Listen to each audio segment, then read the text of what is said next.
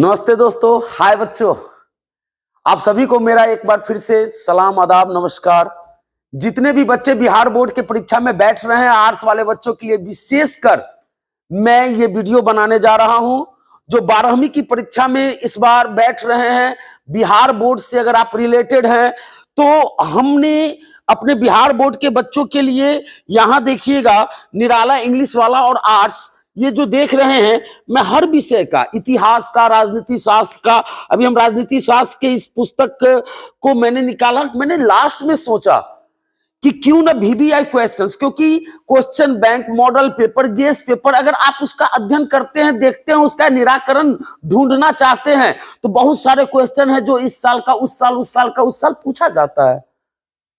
मैंने उसी सारी चीजों को ध्यान में रखकर मैंने अपना एक नोट्स तैयार किया, VBI क्वेश्चन सीरीज।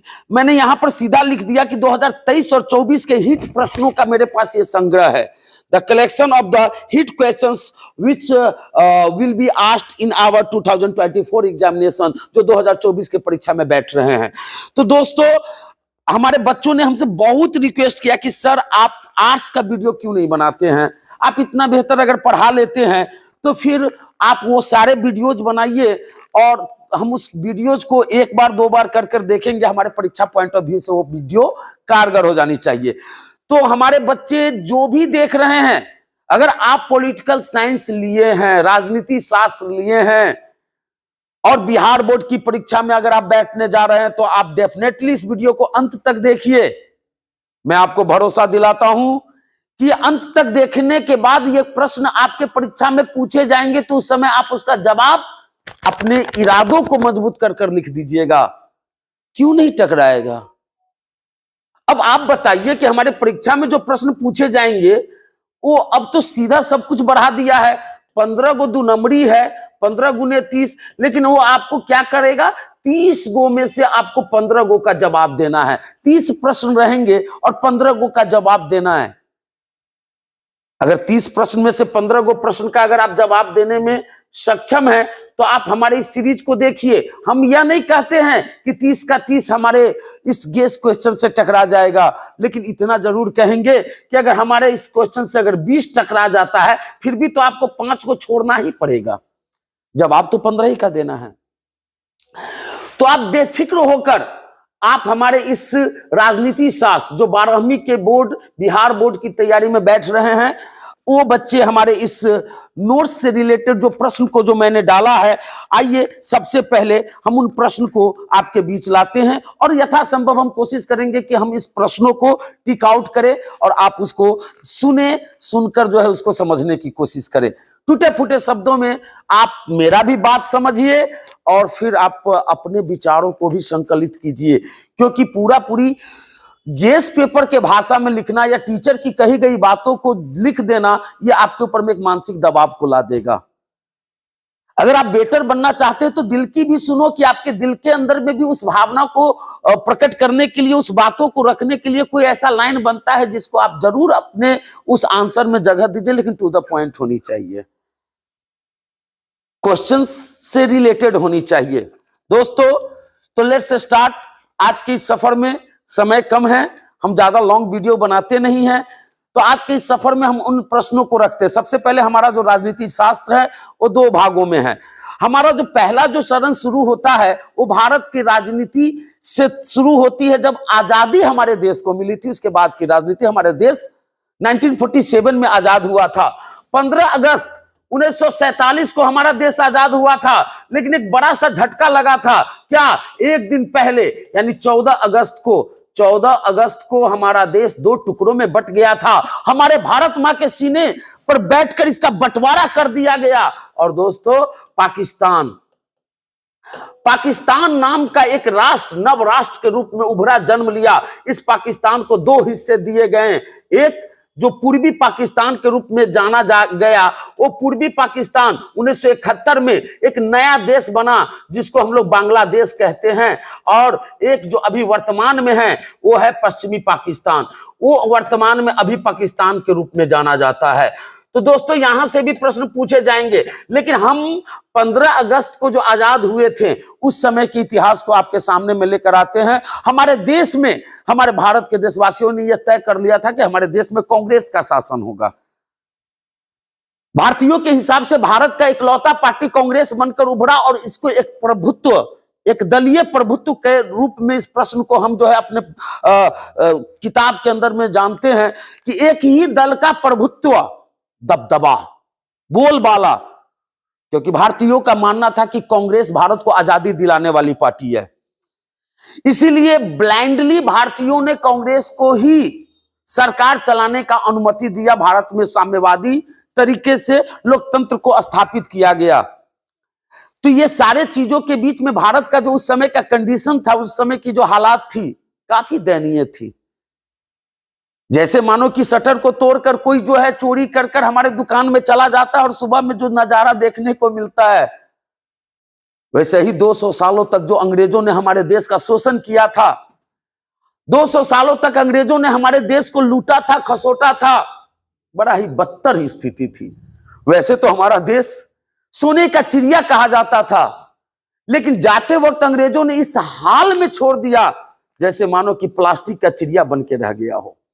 दोस्तों, आजादी के समय से पहले द्विराष्ट्र का सिद्धांत पारित हुआ था। यह द्विराष्ट्र यानी भारत को 2 टुकड़े में करने का सिद्धांत, यह भी प्रश्न भी आई है कि द्विराष्ट्र का सिद्धांत क्या है। तो हमारे भारत को 2 टुकड़े में बांटने की जो मंसूबा थी, साजिश थी, अंग्रेजों की आखिरकार कामयाब हुई। यह द्विराष्ट्र का सिद्धांत यानी भारत को 2 हिस्सों में बांटने का जो सिद्धांत था, क्योंकि बहुत सारे मुस्लिम समर्थकों का भी मानना था कि भारत में ये जो 2 अलग अलग धर्म हैं, ये नहीं रह सकते। हमारा रीति रिवाज, रहन सहन, खान पान, धार्मिक मान्यताएं ये अलग है और हिंदुओं का अलग है।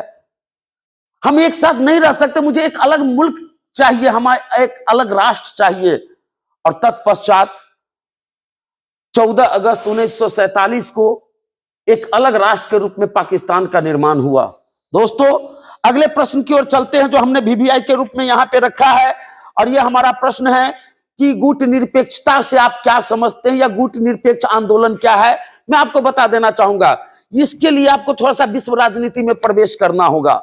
जिस समय द्वितीय विश्व युद्ध चल रहा था 1939 टू 1945, यानी 1939 से लेकर 1945 तक द्वितीय विश्व युद्ध का जो दौर था, उस द्वितीय विश्व युद्ध में एक अमेरिका नाम का महाशक्ति का उदय हुआ। कब? जब हिरोशिमा और नागासाकी पर उन्होंने परमाणु अटैक किया, परमाणु बम गिराए। दुनिया के किसी भी देश के पास परमाणु बम का तोड़ नहीं था, उसका जो है काट नहीं था। इसलिए दुनिया का सारा देश उसको नतमस्तक हो गए कि अमेरिका परमाणु संपन्न देश है और उसके इशारे पर चलेंगे। लेकिन हाल ही के कुछ वर्षों में सोवियत संघ रूस भी एक बड़ी शक्ति के रूप में उभरा। सोवियत संघ रूस अमेरिका के ही तरह ताकतवर बनकर उभरा और वो भी परमाणु संपन्न राष्ट्र के रूप में जाने लगे। इसके बाद दोनों गुटों के बीच में एक आपसी मतभेद का दौर चला। इतिहास के पन्नों में इसे शीत युद्ध के रूप में भी जानेंगे। शीत युद्ध से आप क्या समझते हैं?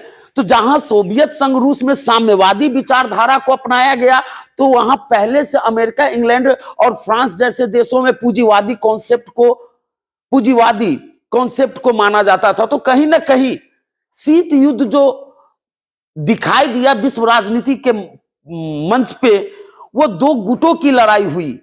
मानसिकता के तौर पर देखा जाए तो पूंजीवादी देशों और साम्यवादी विचारधारा के देशों के बीच एक अजीब सा मनमुटाव का दौर चलने लगा। शीत युद्ध, जिसको अंग्रेजी में हम लोग कोल्ड वार कहते हैं, यहां ऐसी स्थिति, ऐसी दहशत पैदा हो गई थी विश्व के देशों में, उन्हें डर लग रहा था कि ऐसा ना हो कि हम अगेंस्ट में जाएंगे तो हमारे ऊपर भी परमाणु अटैक कर दिया जाए।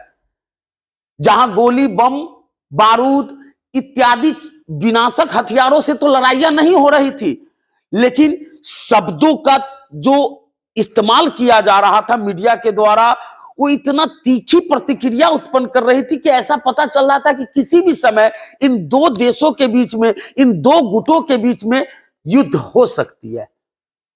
शीत युद्ध मनमुटाव था एक प्रकार का। युद्ध की स्थिति बनी हुई थी, वाक्यों का युद्ध था। यहां एक पक्ष दूसरे पक्ष को जवाब देते नजर आ रहे थे। वो भी किस तरह का जवाब? तो बड़ा ही कटु जवाब, कटु व्यंग्य कर रहे थे। आपस में साम्यवादी गुट और पूंजीवादी गुट जो है एक दूसरे के बहुत ही चीर प्रतिद्वंदी बनते जा रहे थे। बहुत ही कट्टरता के साथ दोनों के बीच जो है प्रतिस्पर्धा होती दिखाई दे रही थी। उसी समय भारत 1947 में आजाद हुआ। जब भारत आजाद हुआ तो भारत को भी इशारा किया उधर से अमेरिका कि इधर आ जाओ। भारत ने कहा कि भैया हम किधर आ जाए? तो इधर आ जाओ, पूंजीवादी अर्थव्यवस्था वाले गुटों में शामिल हो जाओ। उधर से रूस इशारा किया, ना इधर आ जाओ। इधर से अमेरिका इशारा कर रहा है, इधर से रूस इशारा कर रहा है। ये तो वही बात हुआ, एक फूल दो माली। भैया क्या समझ रखे हो? कभी आप किसी रेलवे स्टेशन पर जाते हैं जहां बहुत भीड़ भाड़ रहती है, वहां जैसे ही उतरते हैं तो उधर से टेम्पू वाला हाथ पकड़ कर खींचता है कि हमरे टेम्पू में बैठ जाओ। वो खींचता है, अरे भैया छोड़ो, तुम भी छोड़ो, तुम भी छोड़ो। वही हाल हो गया था भारत का। गुट निरपेक्ष आंदोलन क्यों चलाया गया? देखिए, हम यहां से बढ़ते हैं, गुट निरपेक्ष आंदोलन के बारे में आपको बताते हैं, या गुट निरपेक्षता से आप क्या समझते हैं। हमारे देश के प्रथम प्रधानमंत्री पंडित जवाहरलाल नेहरू जो कदम उठाए थे, क्योंकि गुट निरपेक्ष आंदोलन के जो प्रणेता थे, जिन्होंने इसको शुरुआत किया, वो थे पंडित जवाहरलाल नेहरू। और पंडित जवाहरलाल नेहरू ने गुट यानी किसी भी गुट में शामिल न होने के लिए,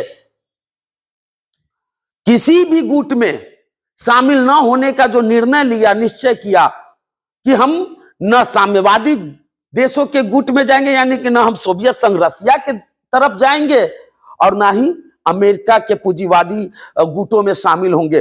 कहा कि आप दोनों का आपसी चिर प्रतिद्वंदता है, आपसी मतभेद है, आप समझिए, हम किसी के तरफ न बोलेंगे, हम यहां पर न्यूट्रल हो जाएंगे। तो किसी भी गुट में शामिल न होना ही गुट निरपेक्षता कहलाता है। पंडित जवाहरलाल नेहरू ने भारत को गुटों में शामिल न होकर न होने दिया, क्योंकि भारत हमेशा से विश्व शांति का समर्थक रहा है। मेरे बच्चों, इस बात को हमेशा याद रखिएगा।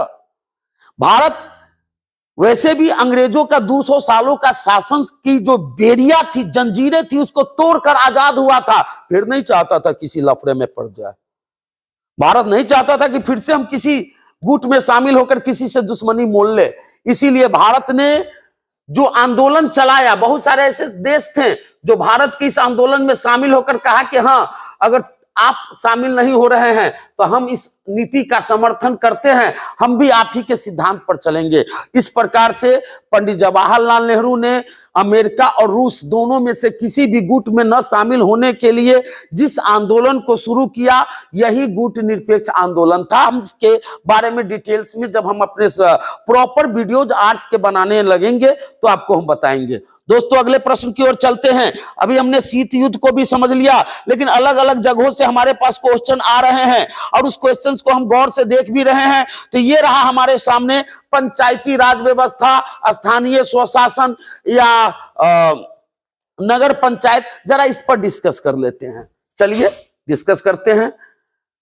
पंचायती राज व्यवस्था से आप क्या समझते हैं? सबसे पहले इस क्वेश्चन को आपके सामने हम रखेंगे कि पंचायती राज व्यवस्था ये भारत में 1959 में राजस्थान में शुरू हुई थी, लेकिन ये हमारे बिहार के अंदर में 2006 में ये अप्लाइड हुआ, लागू किया गया। पंचायती राज व्यवस्था क्या होता है? तो जैसा कि हम लोग पहले से जानते हैं कि भारत में संघीय शासन व्यवस्था है। केंद्र और राज्य सरकार आपस में मिलकर शासन चलाए तो उसको संघीय शासन व्यवस्था कहते हैं। भारत एक बहुत बड़ा संघीय शासन व्यवस्था वाला देश है, जहां दो सरकारें आपस में मिलकर काम करती है। लेकिन वर्तमान समय में राज्य सरकार के ऊपर में कार्यों का बोझ बढ़ गया है। अब गली गली का विकास चाहिए, हर व्यक्ति का जो है विकास से एक रिश्ता होता है, हर पंचायत का विकास चाहिए। तो राज्य सरकार, जो राज्य बड़ा होता है, उन्होंने अपने कुछ कार्यों को क्या किया, विकेंद्र कर दिया। मतलब दूसरे जगह पर ले जाके केंद्रित कर दिया। तो राज्य सरकार ने अपने कुछ कार्यों को लेकर एक तीसरे स्तर, एक निचले स्तर के शासन के हवाले कर दिया, जिसको हम सत्ता का विकेंद्रीकरण कहते हैं। याद रखिएगा, लोकतांत्रिक विकेंद्रीकरण अथवा सत्ता का विकेंद्रीकरण, यह भी अपने आप में बहुमूल्य सवाल है।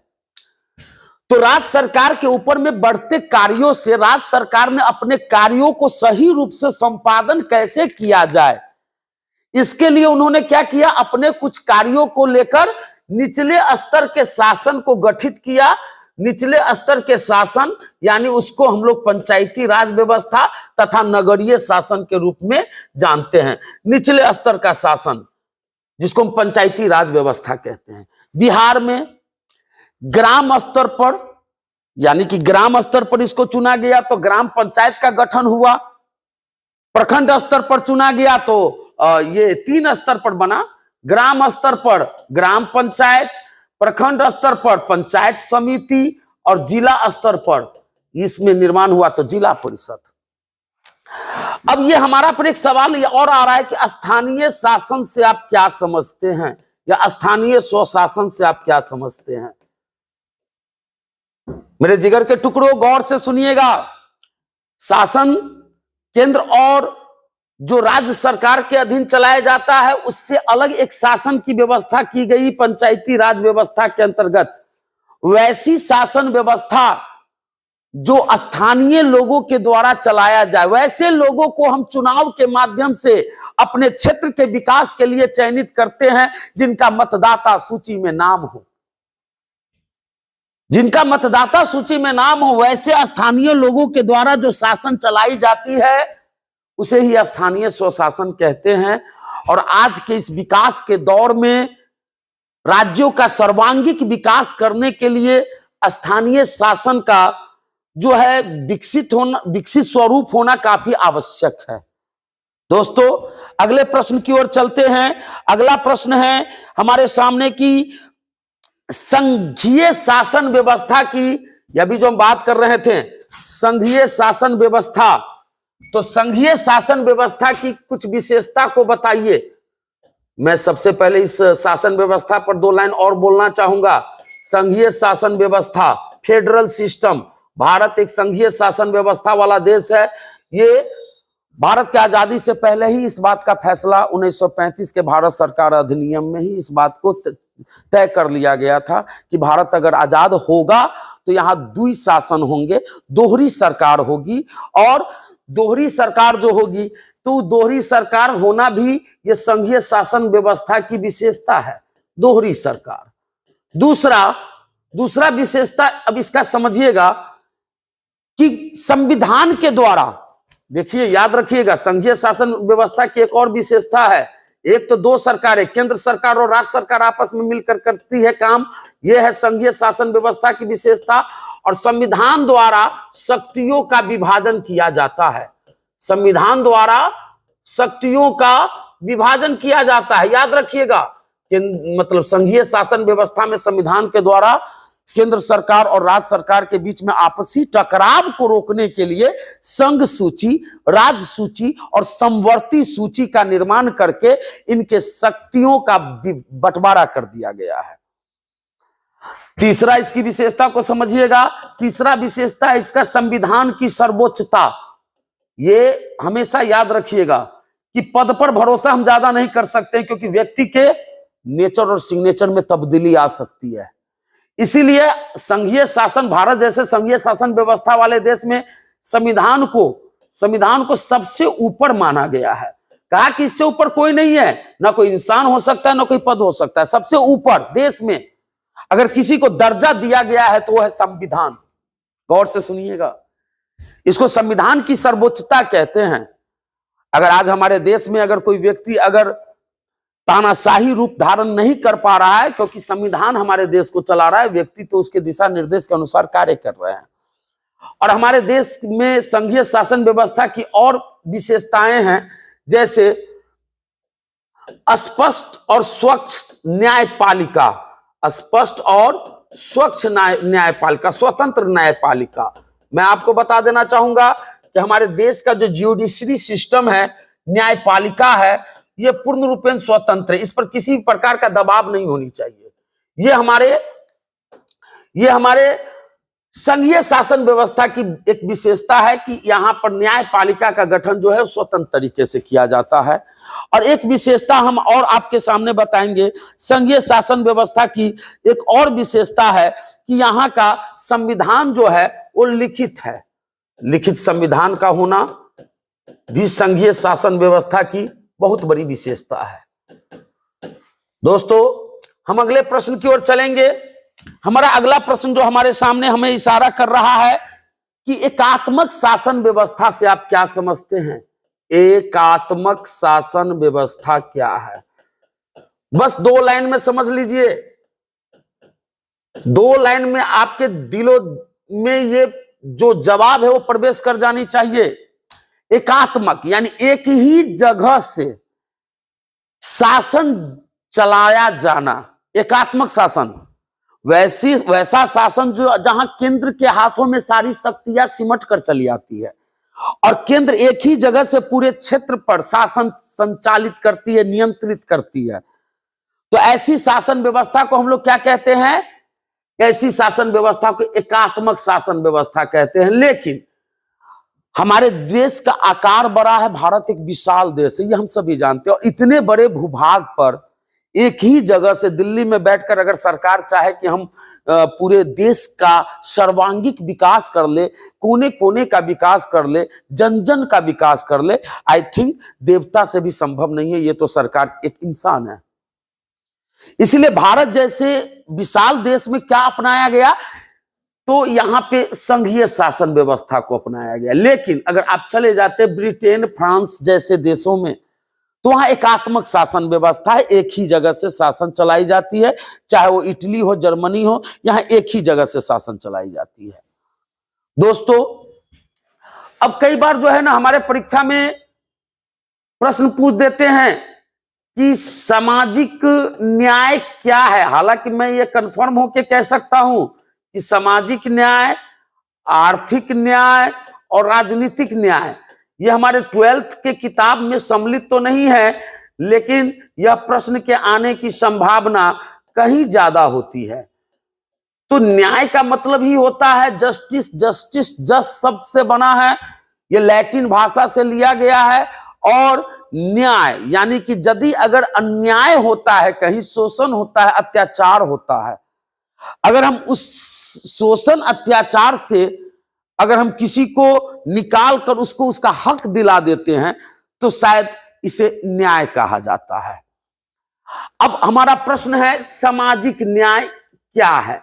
आइए इसके ऊपर में मेरे 2 बातों को सुने कि किसी भी समाज में रहने वाले लोगों को, किसी भी समाज में रहने वाले लोगों को जब एक समान समझा जाता है, एक तरह से उसको इक्वली ट्रीट किया जाता है, उसके साथ किसी भी प्रकार का भेदभाव नहीं किया जाता है, न जाति, न धर्म, न भाषा, न रंग, न नस्ल, न क्षेत्र, किसी भी आधार पर जब हम व्यक्ति के साथ, मनुष्य के साथ, किसी भी समाज में किसी भी प्रकार से उसके साथ हम मतलब भेदभाव नहीं करते, डिस्टिंक्शन वाली भाव नहीं आती है, तो वैसे हालात में समाज में एक बहुत ही बेहतर कंडीशंस लागू होता है। उसको हम लोग सोशल जस्टिस कहते हैं, सामाजिक न्याय कहते हैं। यानी समाज में रहने वाले सभी लोगों को इक्वली पेश होना, चाहे संविधान के द्वारा हो या फिर इंसानों के समाज के जो रूल्स रेगुलेशंस है वो सभी लोगों को एक जैसा होनी चाहिए। आर्थिक न्याय की बात करते हैं। आर्थिक न्याय से आप क्या समझते हैं? तो यहां पर भी हम आपको बता देना चाहेंगे कि किसी भी समाज में रहने वाले लोगों को जब एक समान रूप से नौकरी पेशा प्राप्त करने का अधिकार हो, अपना व्यवसाय चुनने का अधिकार हो, जब किसी भी व्यक्ति विशेष के आधार पर वहां व्यवसाय का वर्गीकरण या पेशा में आने की मनाही नहीं किया जाए, तो आर्थिक न्याय का जन्म होता है। लेकिन आर्थिक न्याय में एक लाइन्स को और भी जोड़ने होंगे। वो एक लाइन यह है कि धन की जो असमान वितरण है उसको भी कम करना होगा। हमारे देश के अंदर में 10 अंबानी एक्स्ट्रा और नहीं चाहिए, हमें हर घर खुशहाली चाहिए, हर घर रोजगार चाहिए। 10 अंबानी से बेहतर, क्योंकि हमारे देश का 67% जो संपत्ति है वो आज भी 10 बड़े बड़े उद्योगपतियों के हाथों में सिमट कर रह गई है। इससे क्या हो रहा है कि धन का असमान वितरण हो रहा है और आर्थिक न्याय नहीं हो सकती है। कहीं ना कहीं हमें आर्थिक न्याय को पैदा करने के लिए धन के समान वितरण पर जोर देना होगा, असमान वितरण को रोकना होगा, इक्वलिटी को लाना होगा वेल्थ डिस्ट्रीब्यूशन के सेंस में। तभी जाकर गरीबों, मजदूरों और किसानों को उनका हक मिलेगा। दोस्तों, आगे है राजनीतिक न्याय। राजनीतिक न्याय से आप क्या समझते हैं?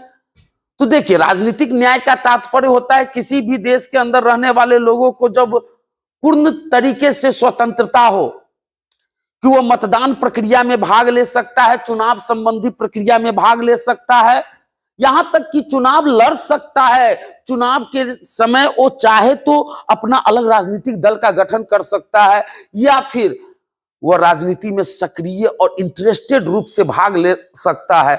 तो जब इंसान को पूर्णतया से पॉलिटिकल वे में आने का जो अधिकार होता है, उसे हम राजनीतिक न्याय कहते हैं। अब हम लोग आगे बढ़ेंगे। हमारा भी यही प्रश्न है, हम ऐसा नहीं है कि आपको हम ऐसे ही उलझा के रखे हैं। हमारा अलग प्रश्न है, प्रत्यक्ष और अप्रत्यक्ष लोकतंत्र में क्या अंतर है? आज हम बीका जी का भुजिया नहीं आपको खिला रहे हैं, बीका जी का कुछ कुछ, इसमें सब कुछ मिक्स होगा। किसी एक चैप्टर पर हम बातें नहीं कर रहे हैं, क्योंकि ये हम एग्जाम के पॉइंट ऑफ व्यू से बनाए हैं। आप इस वीडियो को देखिएगा तो एक साथ कई क्वेश्चंस की आपकी तैयारी होगी। प्रत्यक्ष और अप्रत्यक्ष लोकतंत्र में अंतर। सबसे पहले हम लोकतंत्र के बारे में बता देना चाहेंगे कि लोकतंत्र एक शासन प्रणाली है और इस शासन प्रणाली में जनता के द्वारा चुने गए प्रतिनिधि अथवा जनता खुद शासन प्रक्रिया में भाग लेते हैं। सबसे अगर बेस्ट शासन चलाने के किसी सिस्टम को दुनिया ने स्वीकार किया, वो है डेमोक्रेसी, लोकतंत्र। आज विश्व के ज्यादातर देशों में लोकतंत्र को गले लगाया गया है और जहां नहीं है वहां आज भी लोकतंत्र के लिए संघर्ष चल रहा है, लड़ाइयां चल रही है। दोस्तों, तो लोकतंत्र दो प्रकार के होते हैं, प्रत्यक्ष और अप्रत्यक्ष। प्रत्यक्ष लोकतंत्र वैसे लोकतंत्र को कहा जाता है जहां के लोग एक जगह पर इकट्ठा होकर शासन चलाने संबंधी जितनी भी प्रक्रिया है उसमें स्वयं भाग लेते हैं, स्वयं विचार विमर्श करके अगर उस क्षेत्र भूभाग पर शासन चलाते हैं तो इसको हम प्रत्यक्ष लोकतंत्र कहते हैं। और दुनिया में स्विट्जरलैंड एकलौता देश है जहां प्रत्यक्ष लोकतंत्र आज भी मौजूद है।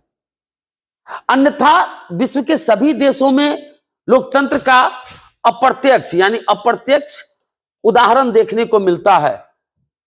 भारत जैसे देशों में तो प्रत्यक्ष लोकतंत्र संभव ही ना हो, क्योंकि भारत में इतना बड़ा खुला मैदान है ही नहीं कि जो हम लोग खचर खचर आबादी जो है हमारे देश ने जो लॉन्च कर दिया है, इतने बड़े आबादी कहां पर खड़ा होकर कहां पर जो है देश को चलाने संबंधी प्रक्रियाओं में अपना विचार विमर्श देगा। तो फिर तो यह है दूसरा फॉर्मेट, दूसरा तरीका। क्या? तो अप्रत्यक्ष लोकतंत्र। अप्रत्यक्ष लोकतंत्र में क्या होता है बच्चों? तो जब जनता अपने बीच के ही व्यक्तियों को चुनाव प्रक्रिया के माध्यम से जिताकर अपने प्रतिनिधि के द्वारा शासन चलाता है, जनता शासन चलाता है। फिर से मेरी बात सुनिएगा, स्टेट्स जो है वो हमारा मालिक नहीं है, ये चुने गए प्रतिनिधि हमारा पालन करता नहीं है। We public are the master, हम जनता लोकतंत्र का मालिक होते हैं, क्योंकि लोकतंत्र जनता का शासन है, जनता के लिए शासन है और जनता के ही द्वारा चलाया जाने वाला शासन है। लेकिन जब प्रतिनिधियों के माध्यम से शासन चलाएंगे वो लोकतंत्र होगा। आप अगर इस क्वेश्चन को दो दो लाइन करके लिख दोगे तो ये आपका करेक्ट आंसर होगा। हमारे वीडियो को देखकर कुछ रटना वटना है नहीं, दिल से लगाना है, शायद कि उतर जाए तेरे दिल में मेरी बात। अब हम लोग आगे बढ़ते हैं। हमारे पास क्वेश्चंस की लंबी सीरीज है और लंबी सीरीज में हम आपके सामने में दो महत्वपूर्ण क्वेश्चंस लेकर आ रहे हैं। यह है राजनीतिक दल। राजनीतिक दल क्या है? राजनीतिक दल क्या होती है? ये बहुत ही महत्वपूर्ण चीज है जिसको पॉलिटिकल पार्टी कहते हैं। तो राजनीतिक दल का अर्थ होता है बच्चों, जरा गौर से सुनिएगा, कि कुछ व्यक्तियों का वैसा संगठन जो सामाजिक हितों की प्राप्ति के लिए चुनाव लड़ता है, उम्मीदवार खड़ा करता है, जीतने पर सत्ता का संचालन करता है और हारने पर विपक्ष की भूमिका निभाता है, वैसे संगठन को राजनीतिक दल कहते हैं। उसको चुनाव आयोग के द्वारा जो है चुनाव चिन्ह दिए जाते हैं, उसको मान्यता दी जाती है कि चलो अब ये एप्रोप्रिएट तरीके से हमारे देश का एक राजनीतिक दल है। ये भी दो प्रकार के होते हैं, एक होता है राष्ट्रीय राजनीतिक दल, राष्ट्रीय राजनीतिक दल, और दूसरा होता है क्षेत्रीय राजनीतिक दल। अब देखिए दोनों राजनीतिक दल ही है, लेकिन दोनों का जो फॉर्मेट है वो अलग अलग है, राष्ट्रीय पॉलिटिकल पार्टी और क्षेत्रीय। दोनों क्वेश्चन अलग अलग भी पूछ देता है कि राष्ट्रीय राजनीतिक दल से आप क्या समझते हैं। राष्ट्रीय राजनीतिक दल वैसे राजनीतिक दलों को कहा जाता है जिसका पूरे देश में जब लोकसभा का चुनाव हो तो उसका दबदबा हो, या कम से कम 1/3 बहुमत 2-3 राज्यों में जिस राजनीतिक दल प्राप्त करने में अपने आप को योग्य समझे, या फिर बीते हुए समय में कभी उस राजनीतिक दल का बोलबाला रह चुका हो। अगर ये सब क्राइटेरिया अगर फुलफिल कर लिया जाए तो उसे राष्ट्रीय राजनीतिक दल के श्रेणी में ले लिया जाता है। अभी वर्तमान में देखा जाए तो भारतीय जनता पार्टी, भारतीय राष्ट्रीय कांग्रेस ही मुख्य रूप से भारत का राष्ट्रीय राजनीतिक दल है, लेकिन आम आदमी पार्टी का भी पूरे देश में अब नाम लोग जान रहे हैं, वो भी भारतीय राष्ट्रीय राजनीतिक दलों में शामिल हो गए, राष्ट्रीय राजनीतिक दलों में। Bahujan Samajwadi Party, National People's Party, अब ये सब क्या है, तो ये सब राष्ट्रीय राजनीतिक दल में आ जाते हैं। अब आइए क्षेत्रीय राजनीतिक दल क्या होता है, मैं आपको बताना चाहूंगा कि क्षेत्रीय राजनीतिक दल वैसे राजनीतिक दल को कहेंगे जिसका चुनावी जो दंगल होता है, उस चुनावी दंगल में जब किसी क्षेत्र विशेष के लोगों की मांगों को पूरा करने के लिए जिस राजनीतिक दल का गठन किया जाता है, क्षेत्र विशेष के लोगों की मांगों को पूरा करने के लिए जिस राजनीतिक दल का गठन किया जाता है वो है क्षेत्रीय राजनीतिक दल।